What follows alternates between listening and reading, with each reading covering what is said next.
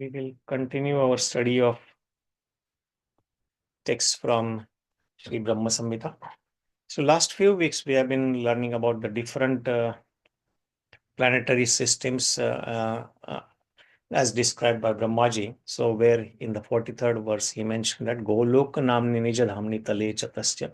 So the topmost planet, which is Nijadham of Lord Sri Krishna or Govinda, Tale, under that there are Devi Dham, Mahesh Dham and Hari Dham. Devi, Mahesh, Hari Dham, Suteshu, Teshu. And all these Dham have their designated deities or the representatives. Te te prabhava nichaya vihitascha yena. Then in last few weeks we learned about who is the presiding deity or the controller of the Devi Dham, where he said that Srishti Sthiti Pralaya Sadhana Shakti Rekha, that all the creation, maintenance, and annihilation, who is the agency, the Sadhana Shakti, which is Chaye Vayasya, which is like a shadow of whom? Like shadow of Govinda, Bhuvanani Vibhāti, and she is Durga. So she is the one who is the agency by which the creation, maintenance, and annihilation happens. But she is not independent. She is always working according to the will of the Supreme Lord or Govinda. Ichha anurupa. Ichha anurupam api yasya cha cheshtate sa. Govindam ādi-puruṣaṁ tamaham bhajāmi. To that Govinda, according to his will, that Durga Devi, who is the agency by which this whole material creation is working to that Govinda I offer my obeisances. And then the previous verse we learned about the presiding deity of Mahesh Dham, which is Lord Shambhu, and which is almost like Lord, but is an adulterated expansion of Lord who comes in contact, the expansion Shambhu who comes in contact with the material energy, because Lord Krishna or any Vishnu form never ever comes in contact with the material energy. And when he's describing about Shambhu, he says that Kshiram yatha dadhivikar vishesha yogat. Just by a special adulteration factor, vishesha yogat, that milk can be turned into dadhi or yogurt. Sanjayate nahi tatha pruthagasti heto yah shambhutam api tatha samupaiti karyat. So in the same manner, for a specific task, pruthagasti heto, for specific hetu, Lord expands into his one of the guna avatars, that is Lord Shambhu. And that Shambhu is the one who is transformation of Lord Krishna, who controls the material energy directly. And now in today's verse, we are going to read about the controlling deities in the Hari Dham, where we learned about Devi Dham, Mahesh Dham, and Hari Dham, which are under the Goloka Dham. So where Brahmaji is offering obeisances about he's explaining or he's glorifying Krishna, whose expansions, the Shuddha Sattva expansions, are in the Vaikuntha Dham or Hari Dham. So here he's praying, dīpārcir हि daśāntaram abhyupetya dīpāyate vivṛta-hetu-samāna-dharmā tādṛg हि ca viṣṇutayā vibhāti govindam ādi-puruṣaṁ tam ahaṁ bhajāmi. The light of one candle being communicated to other candles, although it burns separately in them, is the same in its quality. I adore the primeval Lord Govinda, who exhibits himself equally in the same mobile manner in his various manifestations. So here Brahmaji is comparing the expansion or the controlling deities in the Vaikuntha Dham, Hari Dham, as the separated expansions or the candles, just like, so he gives an example of a candle or a dīpārcir, a flame of light. Dīpārcir eva hi daśāntaram abhyupetya. Just like from one source of light or one flame of light, we can lit another candle or another light, and then from that flame we can lit second, third, fourth, sixth, seven, and unlimited, any number of candles or lights. But the quality of the flame, the effulgence of the flame of all the light is same, is of the same quality. So that is the example Lord Brahmaji is giving here. Dīpārcir hi daśāntaram abhyupetya. Just like there are another lamp is lit from one lamp, what does it do? Dīpāyate. It illuminates vivṛta-hetu-samāna-dharmā with its expanded cause, but it is samāna-dharmā. It is equally potential of the same quality of the original light. It can give the same effulgence, it can give the same fire, it can burn the same way. It does not matter that when the second candle is lit from the first candle, the illumination of the first candle diminish, or even the second candle may have lesser light than the first candle. So it is having samana dharma.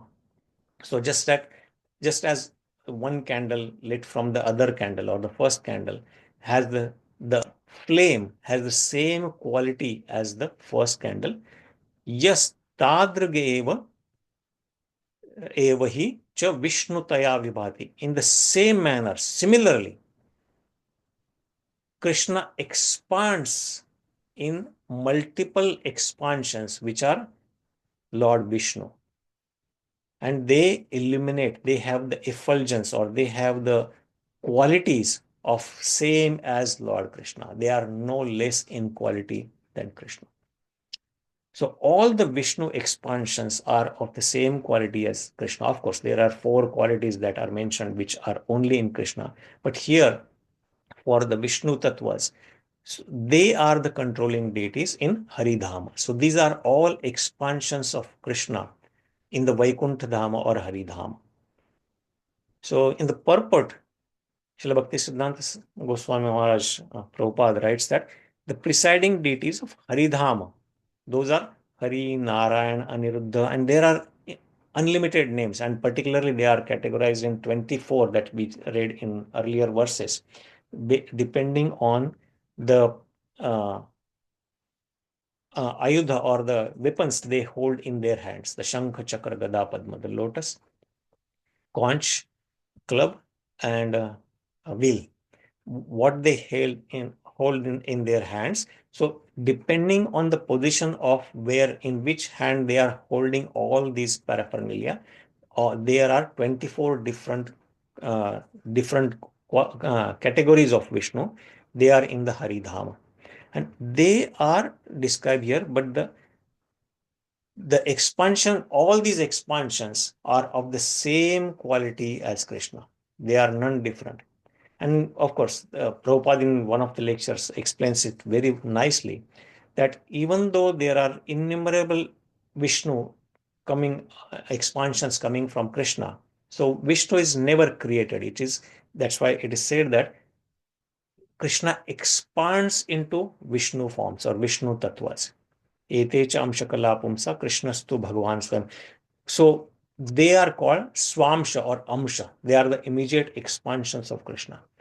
And then from them can come another set of which are called as Kala. They are another expansions of Vishnu Tattva or the empowered personalities or Shaktavesh avatars. They are, and there is no limit to this. They are innumerable. As we read from Srimad Bhagavatam in the 3rd chapter of the 1st canto, where Sutta Goswami describes some primary or some principal incarnations, but in the end he mentions that there is no limit of how many incarnations or how many expansions of the absolute truth or the supreme personality of Godhead are. And he compares that just like in a large body of water or in the ocean, there are innumerable waves constantly coming and going.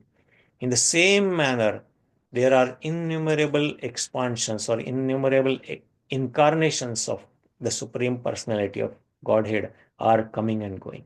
and they are eternally coming. But even though there are so many expansions, then he quotes this verse that Etecha amshakala pumsa Krishnastu Bhagavan Swayam. So there may be innumerable expansions. They are amsha and kala. They are either the immediate expansions or expansions of the expansions. But Krishna is the original source of that light, as mentioned in here. Dīpārcir hi daśāntaram. So the original source of all these so-called expansions, candle-like expansions mentioned here, is Lord Sri Krishna. He is the original source of all these Vishnu tattvas. Krishnastu Bhagavan Swayam. And then, but it doesn't matter that first expansion, as we know from the scriptures, that first expansion of Krishna is Balaram or Ram. So it does, even though he is expansion of Krishna, he is no inferior in any quality than Krishna. He is same in qualities of as Krishna's. And then from Balaram, then comes Sankarshan, Aniruddha, Vasudev, and Pradyumna. And then there are next levels that Narayan comes, and from Narayan here is a Mahavishnu comes, and from Mahavishnu then, so here in the purport it is mentioned that the Mahavishnu or Karanodakashayi Vishnu comes, from him comes Garbhodakashayi Vishnu that we learn, and from him comes Kshirodakashayi Vishnu, and from Kshirodakashayi Vishnu then the Paramatma expansion comes, which is all pervading here in the material creation, in this whole material universe, which is Andantarastha Paramanu Chayantarastham, which is situated in everyone's heart. And he is also the source of the incarnations that happen, that come in this material universe. But even though there are also Gunavataras then, so like Brahmaji is for creation, and Lord Vishnu for maintenance, and Lord Shiva for annihilation. And these are the three deities, even for the controlling deities of the material modes of nature. So for material modes of nature, for the creation, there is activity required, or Rajogun is required. And that's why the controlling deity is Brahmaji. And same way for annihilation, the presiding deity of Tamogun is Lord Shiva. So these two Gunavataras, they come in contact with the modes of material nature, or the material nature itself, or the material energy of the Lord. But Lord Vishnu, even though he is also controlling deity of the material sattva guna, or material mode of goodness, he never ever comes under control of them, or never ever comes in contact with the modes of material nature or the material energy. He is always, always, always transcendental to the material modes of even the material mode of sattva. He is always in the spiritual realm. And that's what it is mentioned in the purport here. And that's why in the Padma Puran, Prabhupada quotes this verse several times, that one should never compare Lord Vishnu or Krishna or any Vishnu Tattva with any great devatas in this material world, even Brahmaji and Lord Shiva or any other devatas. One should not say that they are on the same platform. Yastu Narayanam Devam Brahma Rudradi Daivatam Samatvena Viksheta Sa Pashandi Bhavet Dhruva. So it is said that if anybody says that Narayana or Krishna or Vishnu or any Vishnu Tattva incarnation is at the same level as even Brahmaji or Shiva, forget about other devatas. Brahmaji and Lord Shiva are considered to be one of the very top presiding deities or devatas in this material world. So even if somebody compares Vishnu with them, then that person should be considered as Pashandi or atheist. So one should not ever compare or consider these at equal level, that Brahma, Lord Shiva, and Vishnu at the same level as Vishnu. So all these different Vishnu tattvas are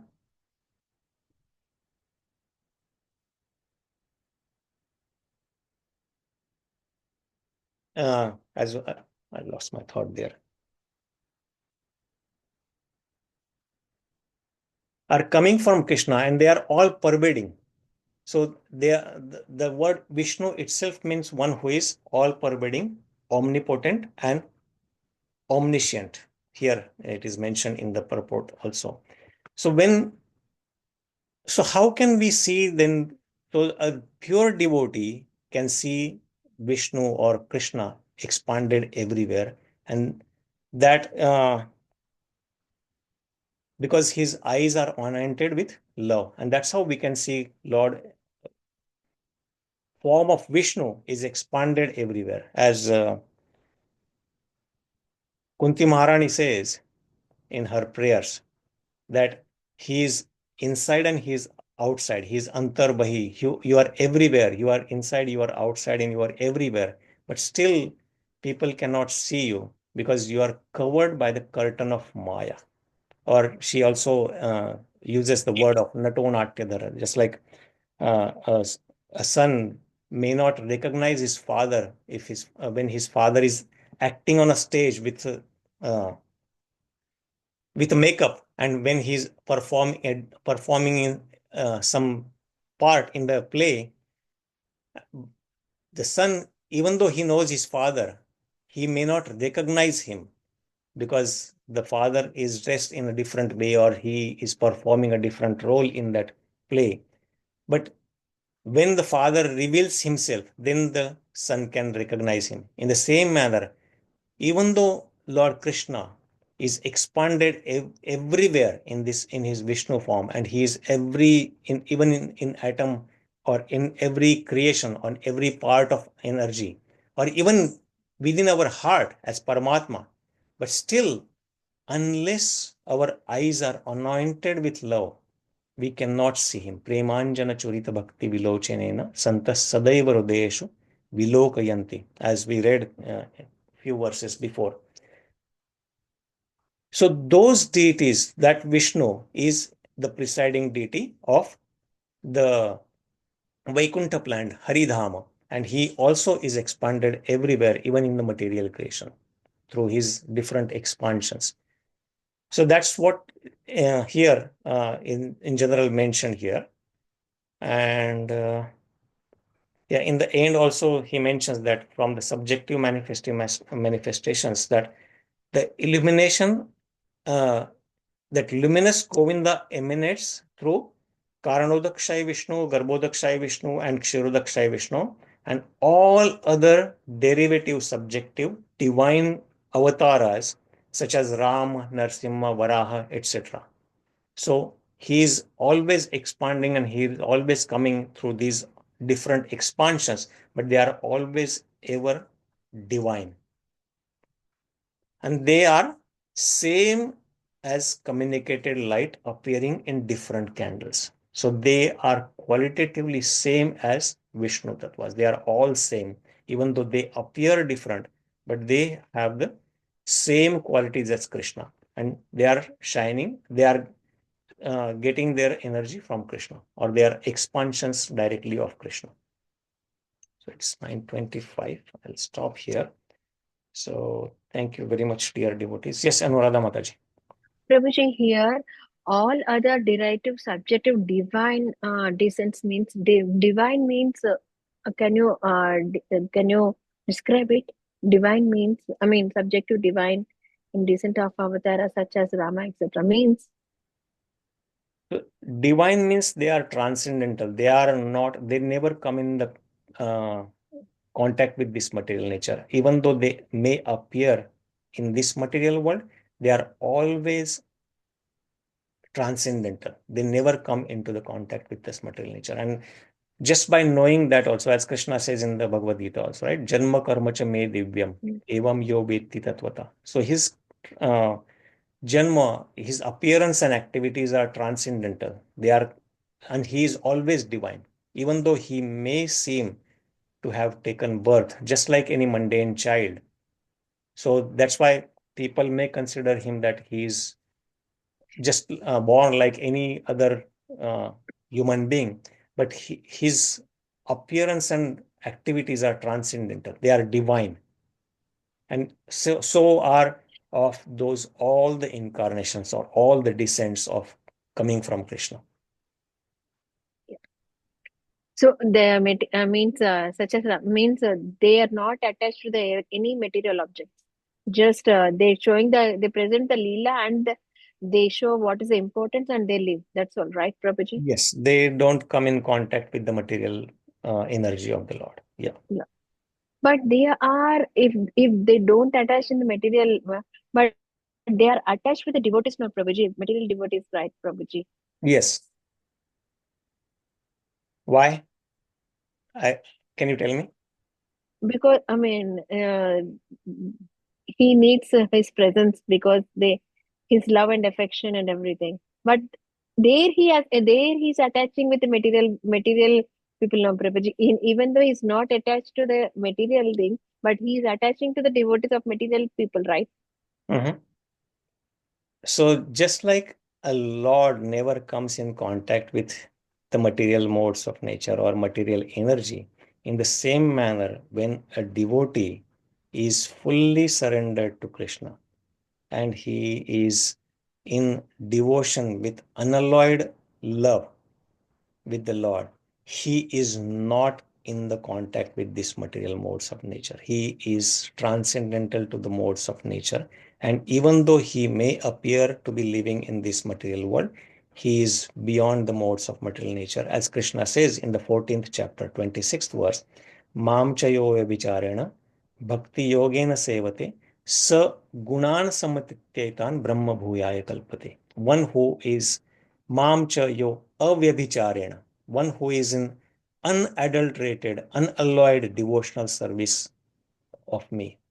Bhakti yogena sevate, and who engages in service or bhakti yoga of Krishna. So that person, gunan samatityaitan, he transcends the modes of material nature. So even though he is living in this material world, material creation, he is beyond the modes of material nature. So because he is always in contact with the Supreme Lord. So the Lord himself and anyone, his devotee who is always in his contact is not under control of these modes of material nature or material energy. Thanks, Prabhuji. Does it help, Mataji? Yeah. Thank you, Mataji. Yeah, that's a very nice question. Sorry if I'm asking you. No, that's very nice, Mataji. It's his actually there is one verse that comes after that. Ete chamsha kalapumsa is very beautiful. The Lord's appearance is Janma Guhyatamam Bhagavatam. Let me see that. I don't remember right now. Third chapter, right? 29th verse. The Falashruti is just like Janma Karma Chame Divyam. It says that Janmam Guhyam Bhagavato. That appearance and activities of Bhagwan are Guhya. They are transcendental. They are mysterious. They are confidential. They are beyond our understanding. And that's why people cannot digest the fact that Krishna, who appeared in the womb of Devaki, how can he be Bhagwan? How can he be Supreme Lord? So it is beyond conception. That's why when one engages in his devotional service, then only we can understand him. Bhaktya mam abhijanati yavanyaschasmi tatvata, Krishna says in the 18th chapter of Bhagavad Gita. But here, after explaining that Krishna is Krishnastu Bhagavana Swayam, just by knowing this, one can be freed from all the material distress. It says that Janma Guhyam Bhagavato Yat Ya Eta Prayato Nara, just by making even effort, Prayato, that person, Sayam Pratar Grunan Bhaktya, Sayam and Pratan, every evening and morning, when he just by learns about this, his different incarnations of the Lord, what happens to him? Dukkha gramam vimuchyate. He gets free from all the miseries in this material world. Just by understanding or learning about different incarnations of Krishna. What does it say? Whoever carefully recites the mysterious appearances of the Lord with devotion in the morning and in the evening gets relief from all the miseries of life. Such is the potency of just learning about his incarnations. And there are innumerable incarnations we can think of. So this was one of the very beautiful verses, actually. We always quote the previous one, but just by knowing about his incarnations, or just by making effort, actually, prayata means also making an effort to learn about this every morning and evening. Even we recite few verses from Bhagavatam or Bhagavad Gita or about his incarnations in the morning and evening, one gets relief from all the miseries in life. Such is the potency of Lord Krishna's name. Thank you, Mataji.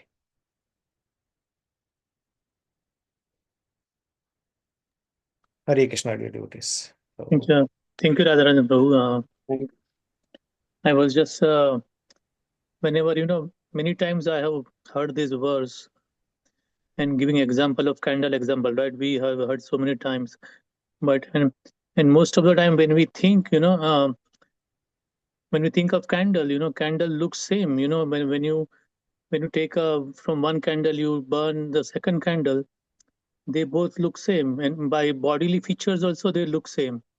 But so I used to always think that, why this verse, in this, why Krishna and Balram, me just first example, they are qualitatively same, but bodily features, they are different in terms of bodily features, and many other incarnations.